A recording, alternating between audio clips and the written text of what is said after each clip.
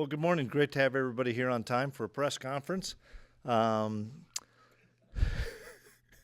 So, guys are off today, and then tomorrow becomes kind of our Monday, and we'll go Saturday through Tuesday as our normal game week, and then walk through on Christmas Day, and then game on Thursday the 26th. We've had, I think, 9 practices. We've had a lot of developmental work, some Rutgers work. As you guys know, we also are limited in the amount of game planning, limited in the amount of time because of portal kids and kids being on campus every day. We've got kids on campus pretty much every day. So that's the balance that we've got to adapt and adjust to. We hope we get it figured out here in college football in the near future, but that's the balance, and that's what we have to do. So proud of our staff being able to come up with plans as well as spending the time with kids that are looking for school. So busy times around here for sure. We'll practice Saturday, Sunday, Monday before we leave, though. The portal's still open, of course, but are you happy about all the players you're able to retain? And yeah, I think that's the biggest thing is the players you're able to retain and keep here. And credit to those kids, credit to their teammates.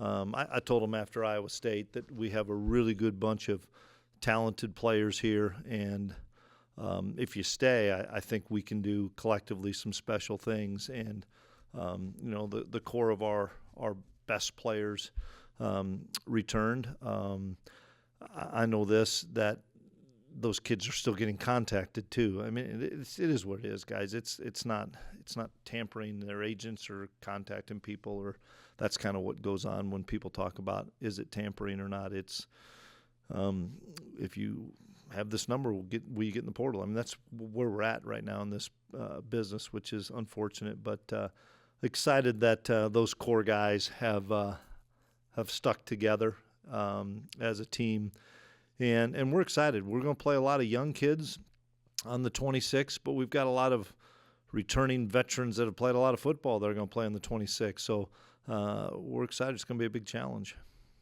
Just confirming, DJ and Jacob, are they not going to play in the bowl game? Yeah, those are the two that I think those are the only two that aren't in the portal that are not playing. So, Chris, this game's a little bit like last year in that last year you got to get a sneak peek at Avery. Yep. This year you get to look ahead with Dylan and Joe. Mm-hmm. What are you expecting out of those guys at running back? I'm excited for those guys. It's their chance to get established. We know a lot of the things that Dylan can do, and excited to be able to showcase a lot of those things for him come the 26th. And then, Joe, we've seen some really good glimpses of him in the early part of the season, but with DJ, having the bulk of those carries, it's going to be a great opportunity for Joe to and Joe's a good football player, and he's ready for this. I mean, all the reps he's had, whether it's in game or in practice, have prepared him. So I'm excited to see what we're going to do offensively. What qualities do you think make Dylan capable of being an every down running back? Because he's so versatile. Because he can line up as a single back by himself. He can line up in a 2-back set. He can flex out and be a receiver. He can take jet sweeps. He can run really good routes and stuff. And that's what is important for us. And that's the thing that I wish I could tell you what our game plan is, even though I wouldn't tell you what our game plan is. I'm not sitting with those offensive coaches. I'm not sitting with those defensive coaches. I'm with Clint Brown, and we're talking to kids, and we're trying to get guys to visit. I mean, everybody's doing it. So if you said, how are we going to utilize Joe? How are we going to utilize Dylan? Do we have any coordinator conversations coming? Probably not. Good luck then. You'll figure it out just like I'll figure it out on the 26th, because it is a challenge right now to get those guys together staff-wise. Going off that was my next question. How much emphasis do you put on ball game prep versus recruiting transfer portal this year? Is it 50-50? Do you lean one way or the other? It's 20 out of 24 hours a day. And the other 4, you get a quick nap in. Honestly, that's not for me, it's 70% trying to continue to build the roster, and then the other 30% of, working on Rutgers, being around the players and stuff. I love going to practice because it's 2 hours or the phone doesn't ring. It's awesome, and I don't take my phone out there, so it's great. I love that time we're out there, but that's the challenge that everybody's facing, and it doesn't matter. I think of where we're at. Rutgers is doing the same thing, I'm assuming, but the teams like Indiana and Notre Dame that are playing tonight, well, I know they're looking for players too. Those are the ones that I really feel bad for, is because they're trying to continue on a dream season and playing in a CFP, try to move to the next round, and there's kids on their campus and stuff. It's wild stuff. Some true freshmen likely to get some playing time with the departures and the NFL draft.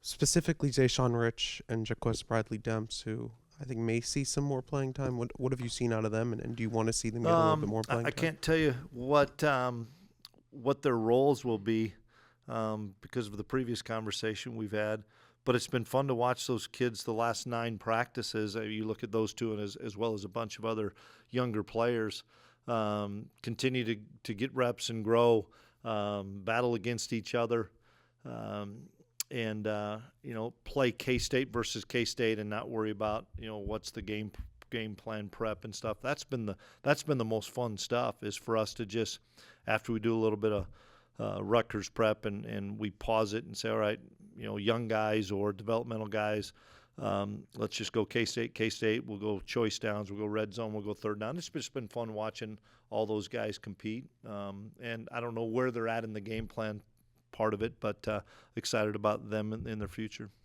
On signing day, I know we talked about junior college players, and obviously recently there was the ruling in the Diego Pavia case. As someone who recruits junior colleges semi-heavily, what are your thoughts on that? Boy, I was on Big 12 the other day, and I said if you got till noon, we could go through all this stuff. I don't have till 3 o'clock with you guys, unfortunately. There's a lot of thoughts I have on it, but I don't know, guys. I don't know if that's an isolated case. If it is, it's going to spur other cases to come up. I don't have a clue what's going on. I know guys like Uso asked, hey, do I get another year? I don't know. I mean, great question. I don't have an answer for you. We just need to have is like litigators up here and bring compliance in here and ask those guys the questions, because I don't have any of those answers, and I don't think they do either. But you're great question. No answer for you, unfortunately, other than that one case is going to streamline a whole bunch of other ones that are going to come through, and that's part of roster management that we weren't anticipating. But those kids have a chance, and there's a handful that we have that, are they going to get another year? We better figure it out in a hurry. As of now, yes. But yeah. So I know you only moved up to this level in 19, so you don't have a long bowl history. But even in your 6 years here, and this will be your 5th bowl, do you feel, because of the portal and now the expansion of the playoff, that the entire role of bowl games is kind of altering a little bit? Absolutely. Yeah. I don't know. I'm not changing my purpose, because that's the purpose that I know of. Is there's a bunch of guys that chose to be at K-State and want to be at K-State, that it's a great opportunity that other schools don't have to practice those guys and to continue to develop those guys. And a lot of those guys were on scout team for the whole season. Now they get a bunch of practices where they're getting to play and they're getting to be coached, not as a scout team, but as a K-State football player. That's still the best part of this bowl prep that we have. And I say bowl prep, now begins Saturday. Bowl prep kind of turns over to game prep. And so we'll still do a little bit of bowl prep with those young guys, but now it's got to turn over to game prep for us to have a great opportunity to play a really good Rutgers team and send out these seniors hopefully the way that they should be sent out with a big win. And that's something that's really important to those guys. But I think there's a lot of those conversations. Fitz, I don't know when those conversations are going to be had, but they need to be had and pretty quickly. I know you're going to stump me and try to stump me. I don't know if I have many answers for you. I know. I don't even know what to ask at this I point. know you don't. Let me ask you a really important question. The Ray Bowl put out a tweet today showing a white K-State helmet in it. Any other questions? I tried to get a lavender, couldn't get it in time.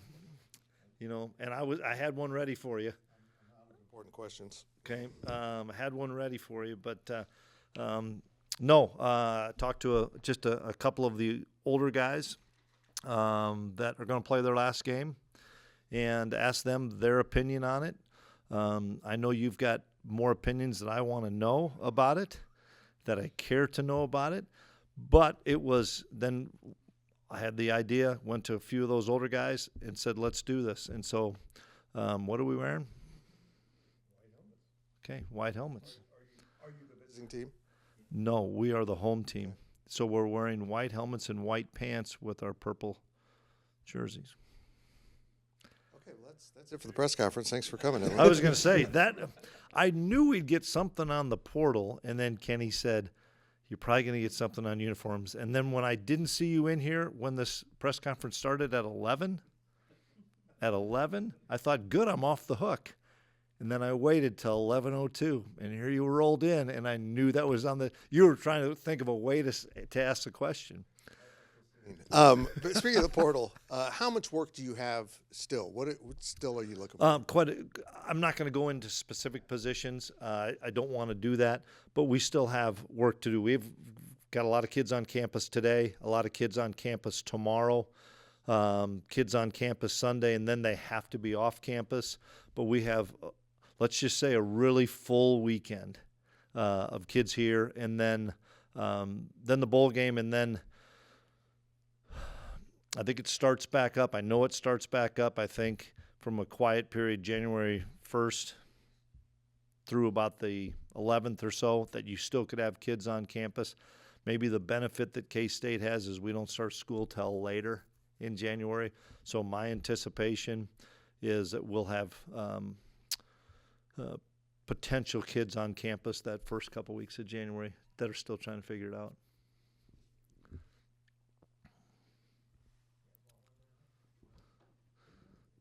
Evaluating a kid in the portal go? Like when somebody jumps in, do you look up a YouTube clip and, oh, looks good?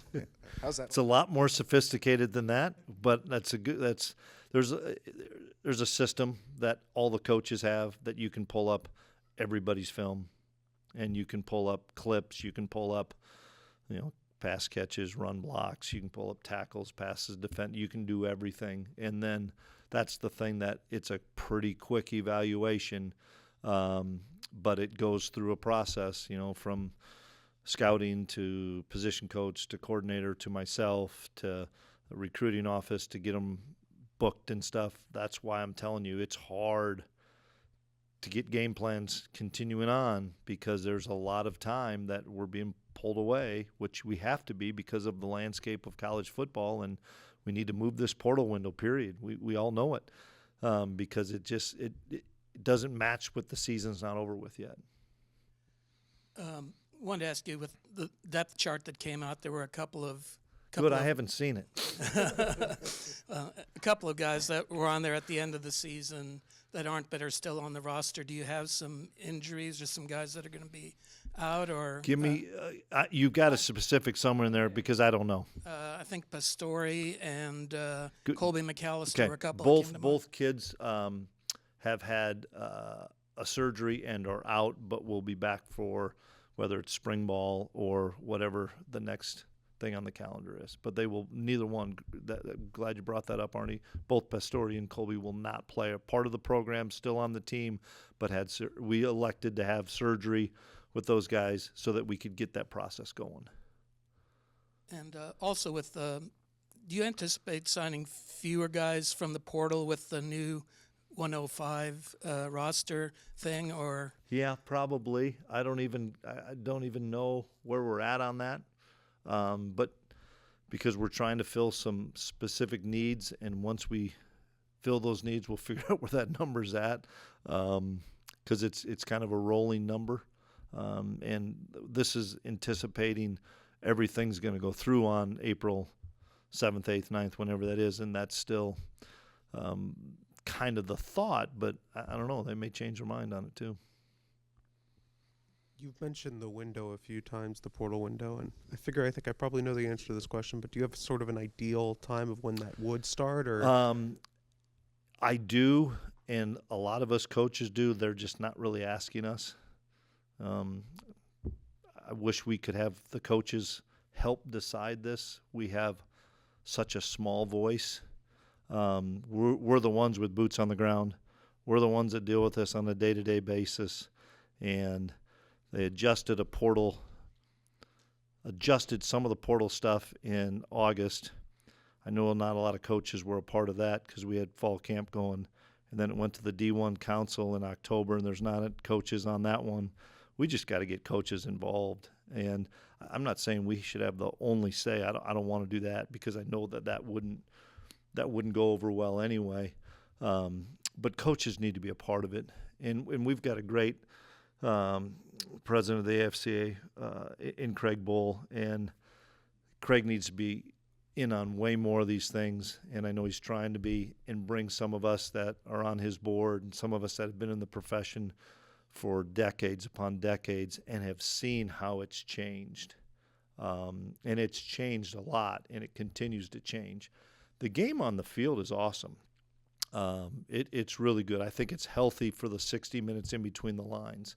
It's not very healthy. I think we all can admit it's not very healthy off the field, and my only hope is they bring us coaches and let us have more of a voice, not the only voice, but more of a voice, so that, because we have some really good thoughts and ideas that we'd love to have them be heard. Can I ask another uniform question? Okay. Has superstition played a role in why you guys haven't switched things up more? No, I think we had this conversation a couple years ago. I think we did. I vividly remember most of our press conference in here because I play them back quite often. No, some of it is ability and quantity to have this stuff too. Meaning I laugh at the lavender helmet or jersey concept. That can't happen unless you have like a 12-month, to make these things. My brother's in the uniform business, and if I told him I needed 125 lavender jerseys, even if I'd have said it like on August 1st for a bowl game here, he'd have laughed at me and said, "Good luck to you," because he gets phone calls probably more than I do on different topics, but one is, where's my uniforms? So that's a big part of it, and trust me, before I made the decision on this, I quickly called Al Serby and said, "Al, how are we doing on this stuff?" I think some of the attrition has helped us be able to have enough numbers for white pants and white helmets, because it doesn't happen just overnight on stuff. And I don't know, I guess a more serious note. I was curious, when you think back to the season that was, statistically, you guys offensively were humming for about 8 games and then kind of hit a wall. Mm-hmm. Do you think, have you pinpointed a reason for that? Anything in your mind? I haven't, and I know that if you'd bring the offensive staff in here, they would maybe pinpoint it a little bit more. I'd give you the same. Once that season ended, there's a lot of things that I want to continue to look at and see how we're doing things schematically and so forth. You just don't have time right now, and that's unfortunate. Meaning, let's say we were going to change and run the wishbone. You can't do it in bowl prep. If you want to change everything on defense, you can't do it because you don't have enough time in bowl prep. I'm not saying we're doing those things. It's just it's not the time probably with everything else that we have going on, from the signing period with the high school kids in December to immediately into keeping guys, losing guys in the portal, to bringing more guys in to try and to do a lot. You don't have time to probably look at some of the issues that we know we've got to fix. I'm not dodging the question, Kellis. We have to be better in situations on offense for sure. We got to be better in certain situations on defense as well. And we'll take a deep dive into those things probably in February after we're on the road the whole month of January. There's not many breaks right now. It's been a lot of fun. Oh, Arnie. Let's get another uniform question, Arnie. I can help you there. Just kind of curious about Rutgers. For one thing, how difficult is it to scout when there is the uncertainty with the portal? Yeah. And I love it. We get a bowl game question.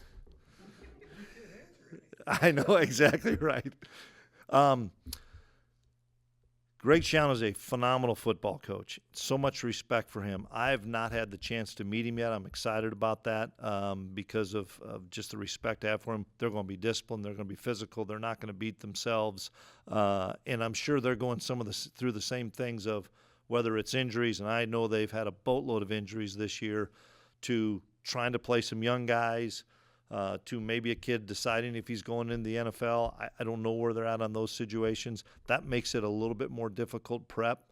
But I know this, our guys were really excited the fact that we were going to get to play a Big Ten school. Whether that was an SEC or Big Ten school, it landed for us in the Rate Bowl. And did somebody tell me this? This is the only Big Ten, Big 12 matchup in bowl games? Okay, I'm glad you guys brought that to my attention rather than me bringing it to – but that is the only one, right? So that's pretty neat, I think. And I know that it's going to be challenging. It's going to be a physical football game. And it'll be unique within the game plans, Arnie, of how much – how creative both sides can be on both sides of the ball and on special teams with the limited time that you have.